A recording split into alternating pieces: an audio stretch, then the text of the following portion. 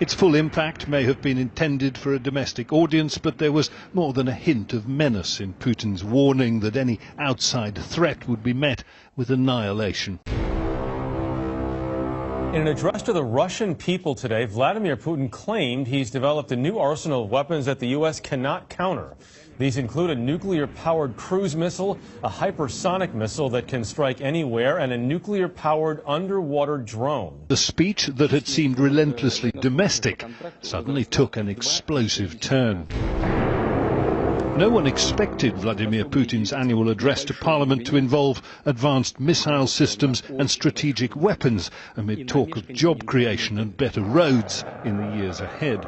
It was a response, he said, to years of unchecked advances by the United States in missile defense. There should be no doubt in anyone's mind that after the invasion of Georgia, the invasion of Ukraine, the intervention in Syria, the meddling in our election, the attack last week by Russian mercenaries on U.S. forces in Syria, that we are again in a Cold War. We are in conflict with Russia. Russia has always been a big nuclear state. No one wanted to speak constructively with us in the past. No one wanted to listen. Well, listen to us now.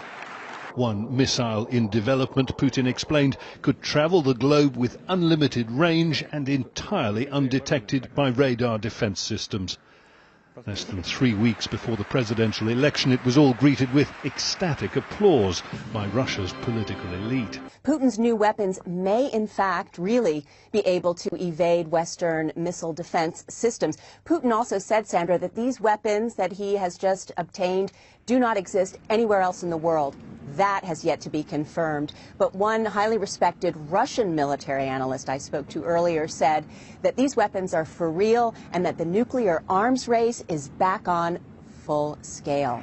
Now, Putin rolled out several videos this morning with computer animation to show these missiles, which he said were as fast as, quote, meteorites making their way to the Americas and around the world. Among the items, he described a nuclear-powered cruise missile and a nuclear-powered underwater drone. The weapons haven't all been named yet. He even suggested the Russian public write in their suggestions to the Ministry of Defense. Putin said these weapons were developed after the U.S. withdrew from the anti-ballistic missile treaty when Russia was on its knees. So it had to figure out a way to defend itself.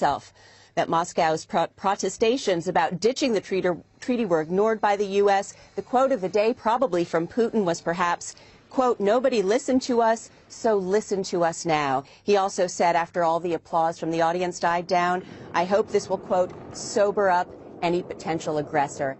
After 18 years in power, this was Vladimir Putin reminding Russians that their country is a world power once again.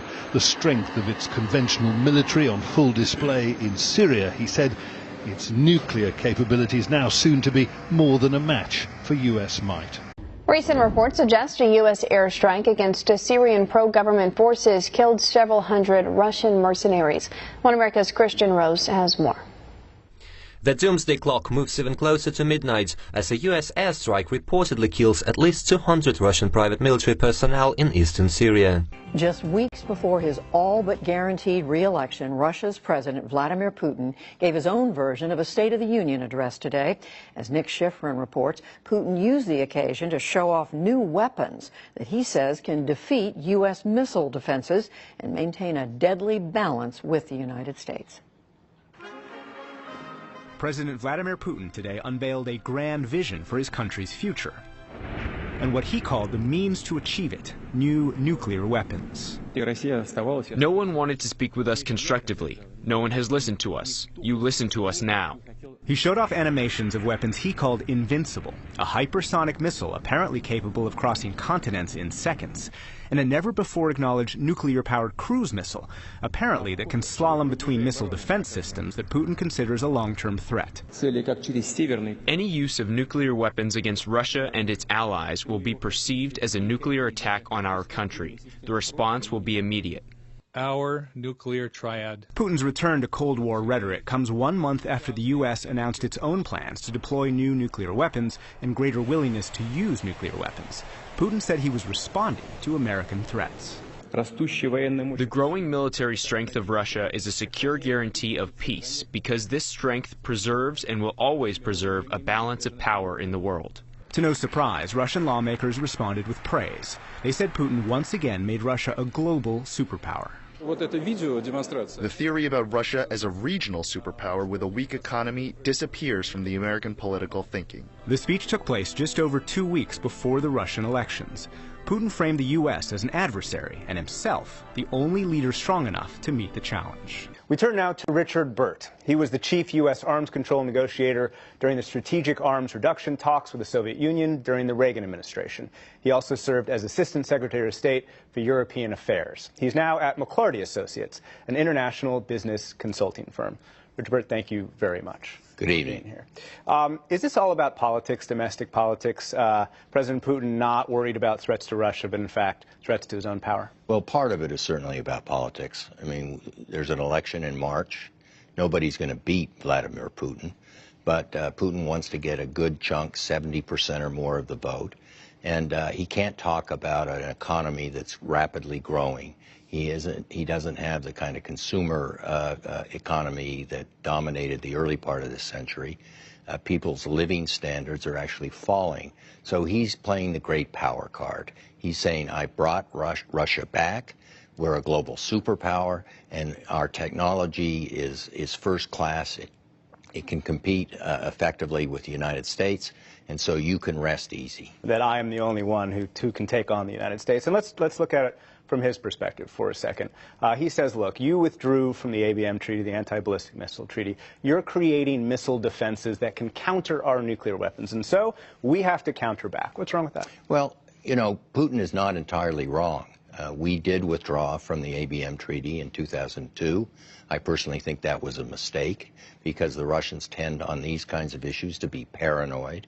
And the one thing the Russians liked about the ABM treaty is that it did give them this sense that both sides were vulnerable to annihilation. There was a kind of, we called it mutual assured destruction at the time. And that so it made the Soviets feel that and the Russians later, that they were co-equal nuclear powers. They were afraid when the ABM treaty was abandoned that the United States would use its superior technology to be able to engage in a potential nuclear first strike, and that we could then politically dominate them.